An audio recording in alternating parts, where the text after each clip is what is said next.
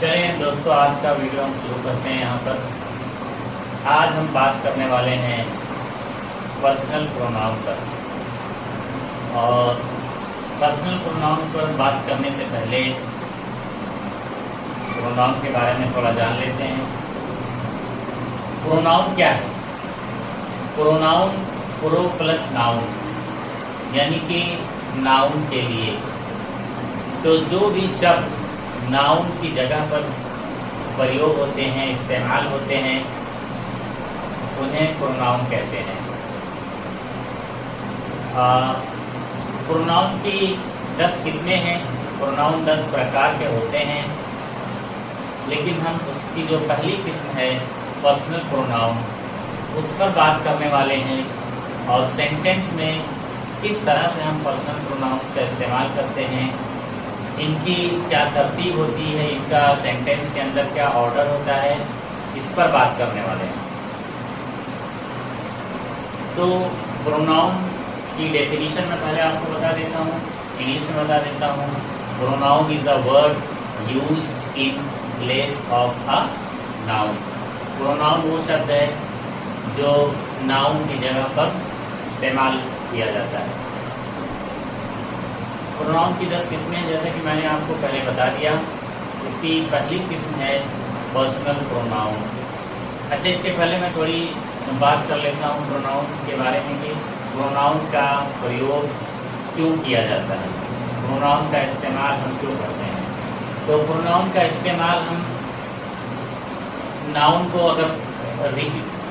अगर हम किसी बात में या कोई पैराग्राफ लिखा हुआ है, उसमें अगर हम नाउन को रिपीट करते हैं बार बार, तो बात अच्छी नहीं लगती। यानी बातों को खूबसूरत बनाने के लिए प्रोनाउंस का इस्तेमाल किया जाता है। एग्जाम्पल मैं आपको देता हूँ। जैसे एक राजा था, राजा के 3 बेटियां थी। राजा सुबह 6 बजे उठता था, राजा 7 बजे नहाता था। इस तरह से अगर हम बात करें, बार बार नाउन हम बोलें राजा राजा राजा, तो ये बात उतनी अच्छी नहीं लगती।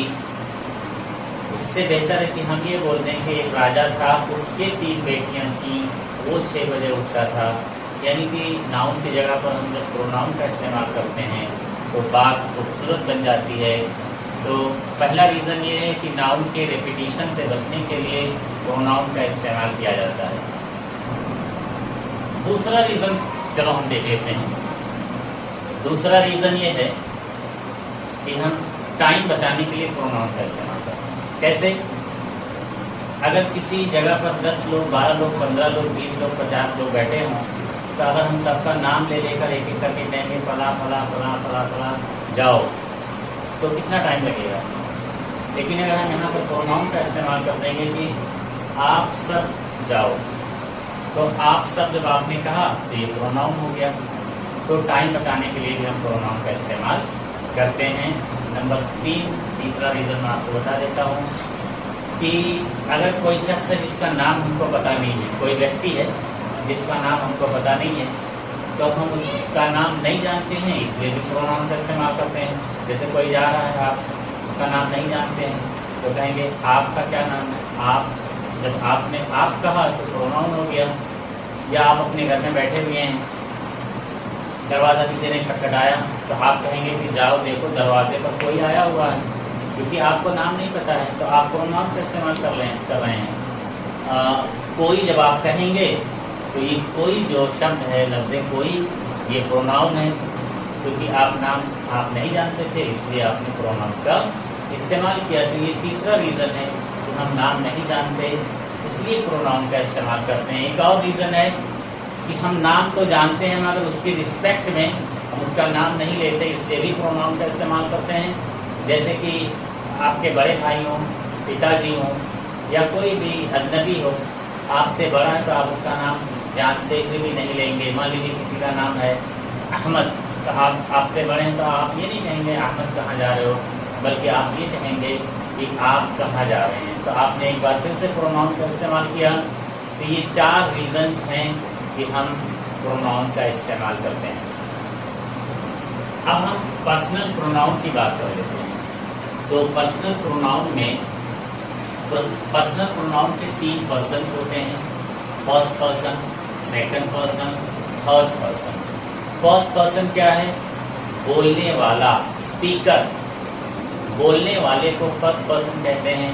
अब ये बोलने वाला अगर अकेले है तो आई हो गया मैं, और अगर बोलने वाले एक से ज्यादा लोग हैं तो ये फिर फर्स्ट पर्सन प्लूरल हो जाएगा, यानी कि वी।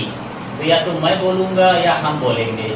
तो ये दोनों ही फर्स्ट पर्सन है, यानी स्पीकर्स को फर्स्ट पर्सन कहा जाता है, और जो लोग सुन रहे होते हैं वो सेकंड पर्सन हो गए हैं। सेकंड पर्सन है वो, जैसे मैं बोल रहा हूँ तो मैं फर्स्ट पर्सन, और आप सुन रहे हैं तो आप हो गए सेकंड पर्सन। अब ये सेकंड पर्सन जिसको लिसनर कहते हैं, सुनने वाला या लिसनर्स, सुनने वाले, एक आदमी भी हो सकता है, एक से ज्यादा भी हो सकते हैं। यू, तो यू ये सेकंड पर्सन है, और यू आप जानते हैं कि सिंगुलर में भी यूज होता है और प्लूरल में भी यूज होता है, क्योंकि लिसनर एक यू अकेले भी हो सकता है और एक से ज्यादा भी हो सकते हैं, तो दोनों ही यू रहेंगे। और थर्ड पर्सन यानी जिसके बारे में बात चल रही है तो वो हो गए third person, he, she, it, they. ये सारे के सारे थर्ड पर्सन हैं। तो फर्स्ट पर्सन आई भी, सेकंड पर्सन यू, और third person he, she, it, they. तो इन पर आज हम बात करने वाले हैं कि अगर किसी सेंटेंस में ये तीनों persons, first person, second person, third person, तीनों ही पर्सन्स एक ही सेंटेंस में आ जाएं तो हम उनका ऑर्डर क्या होता है सेंटेंस के अंदर, उनकी क्या तरतीब होती है, वो क्या क्या क्रम होता है, ये आज हम जानने वाले हैं। क्योंकि हिंदी में, उर्दू में सेंटेंस किसी भी तरह से लिखा रहे, चाहे वो, मैं एक सेंटेंस बोल रहा हूँ, वो मैं और तुम दोस्त हैं, सेंटेंस मैं यहाँ पर लिख देता हूँ, उसके बाद हम बातें करते हैं। आप देखते रहिए, सेंटेंस में लिख रहा हूँ।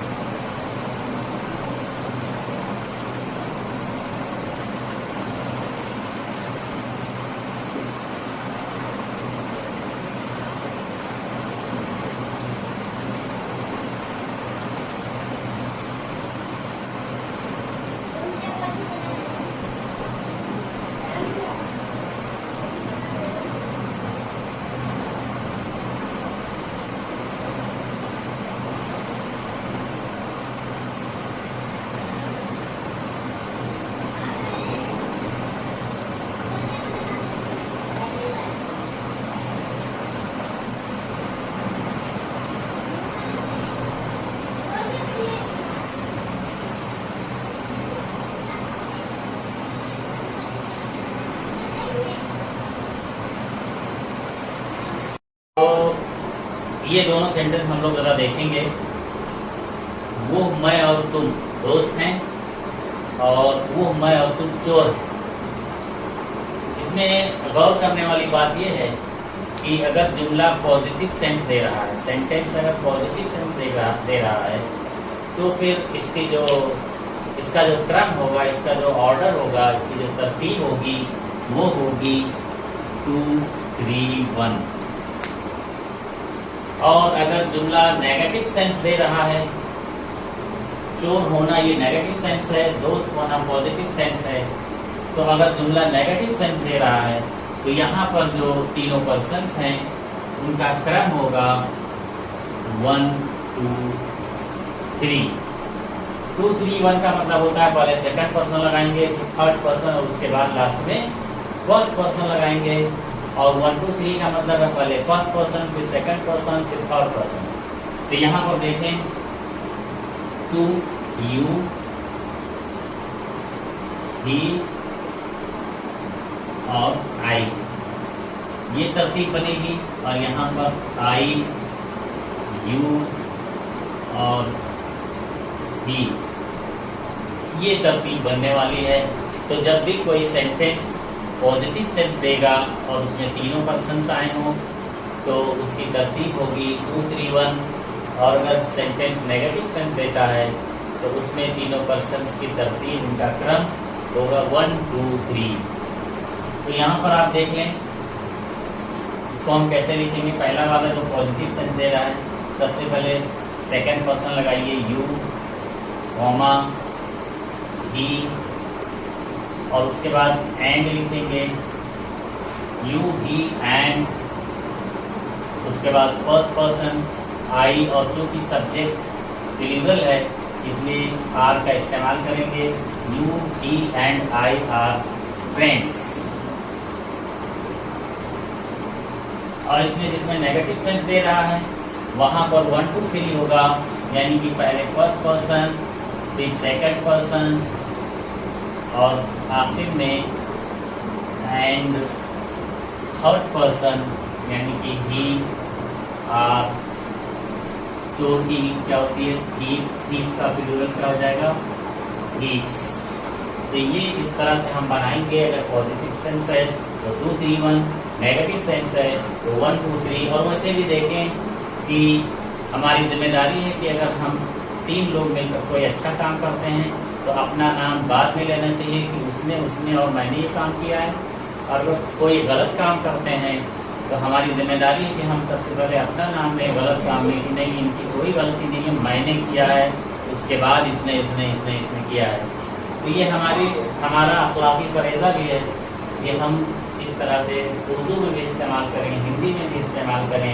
अच्छे काम में अपने आप अपना जिक्र बाद में करें, और गलत काम हुआ है तो अपना जिक्र पहले करें, दूसरों को बताने की कोशिश करें।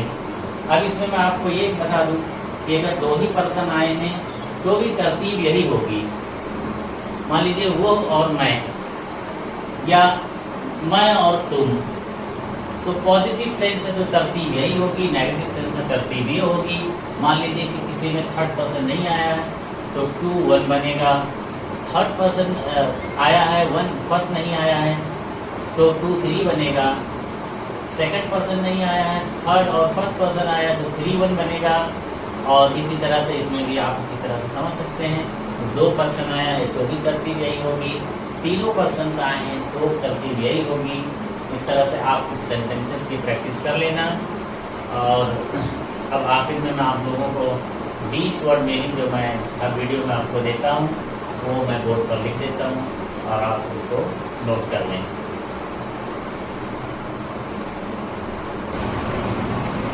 तो दोस्तों आज मैंने आप लोगों को 15 वर्ड दिया है, वो थोड़ा छोटा है, 20 लिखने में जलता नहीं है। 15 वर्ड आपको मिलेंगे इंशाल्लाह। तो ये 50 वर्ड्स पहले मैंने 55 दिए थे, जो हर वीडियो में मैंने 1 से शुरू किया था, लेकिन टोटल 55 ऑलरेडी हो चुके हैं। अब मैंने 56 से यहाँ पर शुरू किया। तो देखते हैं पहला वर्ड आज का क्या है, बेली यानी पेट। बाहर से जो पेट होता है, स्टमक यानी अंदर से होता है, और बेली बाहर से होता है। स्पाइनल कॉर्ड यानी रीढ़, जो रीढ़ में 24 हड्डियाँ होती हैं उसको स्पाइनल कॉर्ड कहते हैं। गाल यानी पित्त, गाल ब्लैडर यानी पित्ताशय। रिब यानी पसली, रिब केज यानी पूरी जो पसलियाँ होती हैं 24 होती हैं उनको एक साथ मिलाकर रिब केज कहा जाता है। और लीवर यानी जिगर, हार्ट यानी दिल, लंग यानी फेफड़ा, ब्रोंकस का मतलब भी फेफड़ा होता है। इंटेस्टाइन यानी आँख, वोवेल यानी अकड़ी, थाई का मतलब जान, नी यानी घुटना, यहाँ पर के साइलेंट है। के एन अगर शुरू में कहीं भी आता है तो के साइलेंट होता है। तो नी यानी घुटना, और एंकल यानी टखना। टखना क्या होता है, जहाँ पर औरतें पायल पहनती हैं उस हिस्से को टखना कहते हैं। तो ये रही आज की वीडियो, और यहीं पर इसको खत्म करते हैं। आप वीडियो को देखिए, नोट बनाइए और लाइक और सब्सक्राइब करना आप ना भूलें। ठीक है, फिर मिलते हैं अगली video. Thank you very much.